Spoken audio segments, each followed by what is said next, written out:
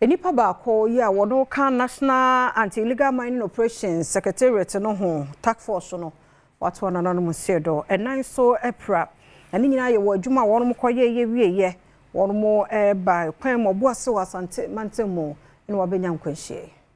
National Anti-Illegal Mining Operations Secretariat Naimos Ekua Abayatie se wonum enhwe na wontu galamse ase emfiri wo me ahye so ene nra wonum de hyen akonya nkwanhie a nipa ba akwa fam ato ana nanom wanse do a emu nan so eprepra ya wonum egya yarehwe na ahye hwe asase ne mu ahodenni ho nsam so ekiremu a nipa numi na wonum ekwo obo ase akwakodi dwuma ahwe se galamse kun no ombetu ase wo honum ena arehusam esiye na kasamafo edema ahye no ekira emu baako ato ana nanom wanse do ya wonum aka so eprepra ogya yarehwe na womasa de atodwa se nipa a wawu no ene wona eprepra ni nyina hwe ne mu kwan se wodom ba bepie nkran na anamon biara a mpanifo betu no wonum atu ya asambre nhwemu nso ahyase a ekoso